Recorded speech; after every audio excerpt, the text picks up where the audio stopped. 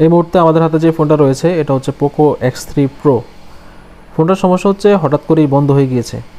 তো আমি এটাকে কম্পিউটারে লাগিয়ে দেখলাম যে এখানে অটোমেটিক ইডিএল পোর্ট শো করতেছে। তো আজকে আমরা এই ফোনটা রিপেয়ার করব এবং রিপেয়ার করার সকল স্টেপগুলো আপনাদের সাথে শেয়ার করব। আমরা ফোনের ব্যাক প্যানেলটাকে খুলে নিয়েছি। এখন আমরা এটার যে ব্যাটারিটা রয়েছে ব্যাটারিটাকে চেক দিব। তো এখানে দেখতেছেন ব্যাটারিতে 2.7 এর মতো ভোল্টেজ রয়েছে, তার মানে ব্যাটারিটাকে আমাদের চার্জ দিতে হবে। তো এখন আমি মাদারবোর্ডটাকে ডিসপ্লের যেই ফ্রেমটা রয়েছে সেটা থেকে আলাদা করে পাওয়ার সাপ্লাই দিয়ে আপনাদেরকে দেখাবো যে পাওয়ার সাপ্লাইতে হচ্ছে এটার রিডিংটা কত আসে। পোকো এবং রেডমি সিরিজের যে সকল ফোনগুলো আছে এগুলো দেখা গেছে আপনার হঠাৎ করেই বন্ধ হয়ে যায়, অনেকগুলো দেখা গেছে আপডেট দেওয়ার পরে বন্ধ হয়। তো এই ফোনটা আপনার হঠাৎ করেই বন্ধ হয়ে গিয়েছে। এখন আমি এখানে পাওয়ার সাপ্লাই লাগিয়ে আপনাদেরকে এটা রিডিংটা দেখাচ্ছি।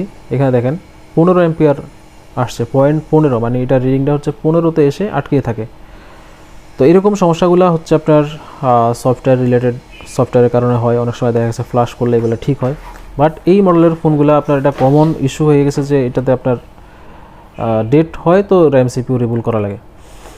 তো এটাতে যেটা সমস্যা হয়েছে সেটা হচ্ছে এটা যে র্যামটা পোকো X3 প্রোতে হচ্ছে আপনার র্যামটা রিবুল করে লাগালেই হয়ে যায়। তো সেক্ষেত্রে অবশ্যই আগে র্যামটা রিবুল করে আপনার একটা রিডিংটা চেক করতে হবে যে র্যামটা খোলার পরে রিডিং কত আসে। এর উপরে নির্ভর করবে হচ্ছে আপনার সিপিইউটা কি রিবুল করা লাগবে কি লাগবে না।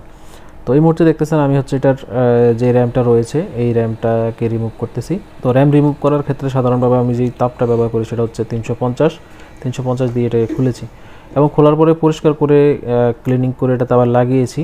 তো এই ফুটেজটা হচ্ছে আমি আমার যে মাইক্রোস্কোপ রয়েছে সেটা দিয়ে রেকর্ড করেছিলাম, বাট আনফরচুনেটলিভাবে এই ফুটেজগুলো ডিলিট হয়ে গিয়েছে, যার কারণে এখানে আমি অ্যাড করতে পারিনি। তো এখন এখানে লাগানোর পর আমি পাওয়ার সাপ্লাইয়ের মাধ্যমে আপনাদেরকে দেখাচ্ছি যে এটার রিডিংটা কত। তো এখন দেখেন র্যাম সিপিইউ শুধুমাত্র র্যামটা রিবুলিং করে লাগানোর পরে রিডিং হচ্ছে এটা। আগে কিন্তু 15তে এসে দাঁড়িয়ে থাকতো, এখন হচ্ছে আপনার এটা আপ ডাউন করে এবং একটা ব্লাইঙ্কিং লাইট এখানে আসছে। এই লাইটটা কিন্তু আগে আসতো না। তো এখন হচ্ছে অনেক সময় দেখা গেছে এই ফোনগুলা পাওয়ার সাপ্লাই দিয়ে পরিপূর্ণভাবে রান হয় না, বাট যেরকম রিডিং আসছে এই রিডিংয়ে দেখা যাচ্ছে যে ফোনটা রানিং হয়ে যাবে। তো আমরা এখন ফোনটার মাদারবোর্ডটাকে বডির সাথে অ্যাডজাস্ট করে নিয়েছি।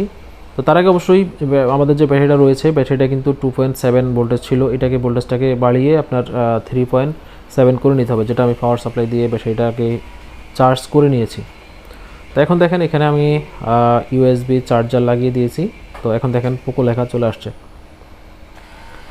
তো এই রকম সমস্যা হইলে আপনারা যেটা করবেন ফার্স্টে হচ্ছে এটা যে র্যামটা রয়েছে, যেমন বিশেষ করে পোকো X3 প্রোতে যদি আপনার এরকম ডেট সেট আপনাদের কাছে কাস্টমার নিয়ে আসে, তো সর্বপ্রথম হচ্ছে আপনারা ব্যাটারির কানেকশনে ভোল্টেজ কত আছে এবং ব্যাটারিতে কী পরিমাণ ভোল্টেজ আছে এবং ফোন কি ইডিএল পোর্ট শো করতেছে কিনা, ঠিক আছে, এবং হচ্ছে আপনার বোর্ডে কোনো প্রকার শর্ট রয়েছে কিনা, এই সকল বিষয়গুলো হচ্ছে আগে ফার্স্টে চেক করে নেবেন।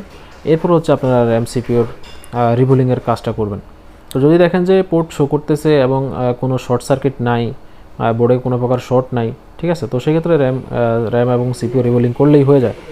তো আমি এটাতে শুধুমাত্র র্যামটা রিবুলিং করেছি, আমার সমস্যাটা সলভ হয়ে গিয়েছে। তো আসলে এখানে ব্যাপার হচ্ছে আপনাকে মাল্টিমিটারের মাধ্যমে এবং পাওয়ার সাপ্লাইয়ের মাধ্যমে হচ্ছে আপনাকে বুঝতে হবে যে এটা থেকে র্যামটা রিবুলিং করলেই হবে নাকি সিপিইউ সহ রিবুলিং করতে হবে।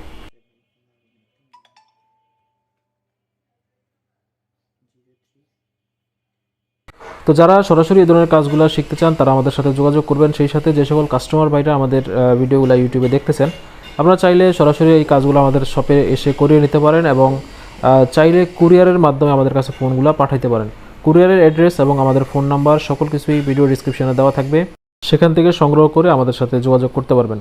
তো আমরা এখন ফোনটা ক্যামেরা এবং বিস্তারিত সকল কিছু চেক করব। তো চেক করার জন্য এটা যে কাস্টমার রয়েছেন উনিও আমার সামনেই কাছেই বসা আছেন। এখন আমরা ওনার কাছ থেকে শুনবো এই ফোনটা কিভাবে ডেট হয়েছে এবং এটার ব্যাকগ্রাউন্ড হিস্টোরি কী ছিল এবং আমরা এটাকে কিভাবে রিপেয়ার করলাম। যারা আমাদের চ্যানেলে নতুন রয়েছেন তারা অবশ্যই চ্যানেলকে সাবস্ক্রাইব করে রাখবেন, সেই সাথে কমেন্টে জানিয়ে দেবেন আপনার মূল্যবান মতামত। আপনার ফোনের যে কোনো সমস্যা নিয়ে আমাদের সাথে যোগাযোগ করতে পারেন। বিস্তারিত তথ্য ভিডিও ডিসক্রিপশনে পেয়ে যাবেন। তো তোমার সেটটা রেট হয়েছে কীভাবে?